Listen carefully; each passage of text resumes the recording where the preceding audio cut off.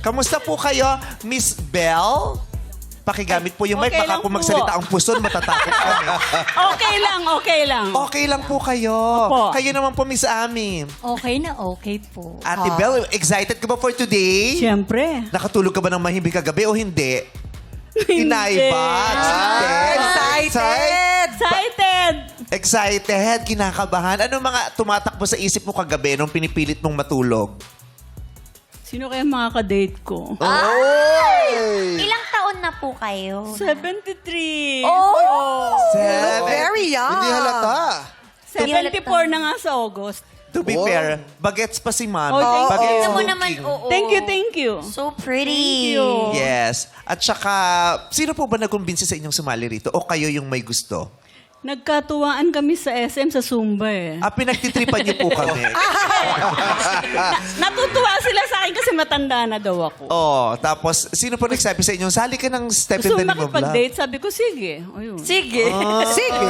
Madali lang kasi date eh, di ba? Oo, date lang na. Date naman, di ba? Malay mo. masaya. Open ka naman. Yeah. Oo, masaya. How long have you been single? 10 years. 10 years. Tagal Yung na rin. 63 po. Bakit po? Ano po nangyari?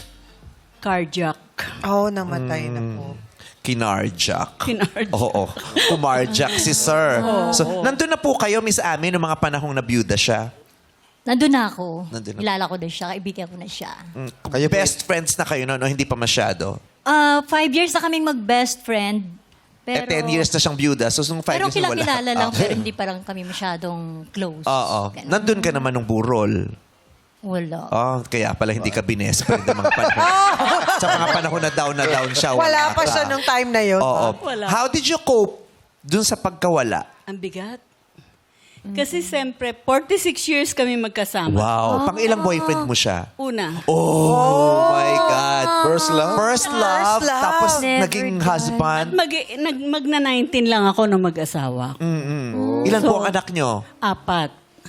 So talagang, nung namatay siya, siguro after 3 months na ospital ako. Oh. Oh, tama na.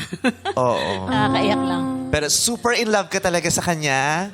First love. First love. Greatest talagang head over love. heels. Baliw. Ganon. Grabe. Oo, walang paki... Actually, buntis nga ako nung kinasal. Kasi nga, alam mo na. Bumingo, blackout, ikaw ang tumama. Nabingo. Blackout sa bingo, nasa kanya yung huling bunot. Kasi nga, alam mo na. Classmates po kayo o... Hindi. Bingo Magkababata. meets. Magkalugar. Magkalugar? Magkalugar. So, masasabi mo, yung panahon na nakapiling mo siya, those were the best moments of your life. Yes, at saka yun ang best na... Yun ang time na natuto kong lumaban. Yung sa buhay, yung hirap. Kasi siyempre bata ka pa, hindi kami nakatapos. Nag-strive lang talaga kami para mabuhay. Gano'n. Pero success story kasi silang mag-asawa eh. Yun nga, hindi sila nakatapos, tas gumapang, tapos nag-abroad ang asawa mo, di ba? Hanggang sa nakaahon Hanggang kayo. sa nakaahon kami. So, gaano po 3 months na hospital ka? Pero yung total... Healing, healing. Yung healing, yung okay na ako, hindi na ako masyadong Acceptance. umiiyak, Proseso. nakakangiti na ako ulit. Yung gaano po katagal Nakakangiti yun? na ako, okay na ako. Pero may time talaga, Vice, na siguro talaga ito yung totoo ng buhay. Yung unang asawa, yung first love, kahit na sino dumaan, babalik at babalik yung una na yun sa isip mo. Oo. Kasi 46 years na nasa sistema mo yan Yes. eh, di ba? Yes, yes. Familiar na. Hindi ka naman daw, hindi mo sila makakalimutan. Masasanay ka lang na wala na sila. Oo. Di ba? So sabi mo maraming dumaan pero lagi mo siya naalala. So ibig sabihin maraming nanligaw after. Ay, landi. Gusto ko yung tawa ni Mami Belle. I love the tawa. Ba? 63 pa lang. May konting yabang yung tao. Yes, may confidence. Paano? Hindi nyo na itatanong. Parang gusto nang sabihin ganun. So marami. Hindi naman. May mangilan-ngilan. May mangilan-ngilan. Mangilan-ngilan. Anong edad kayong medyo marami-rami? 64, 65? Kasi, di ba sabi ko nga, bata ako nag-asawa. Yung time na yun, parang ngayon ko na lang na-feel na, pwede na ako mag-ayos, Yeah. pwede na ako magbihis, pwede na uli ako makihalo. Ngayon lang, parang ngayon nga lang ako nagdalaga. Ganun. Oh, parang late bloomer. Kasi nga, yung time na nagdalaga ako, Vice, responsible kasama ka dapat. May asawa na. Oo, kasi may asawa at anak na.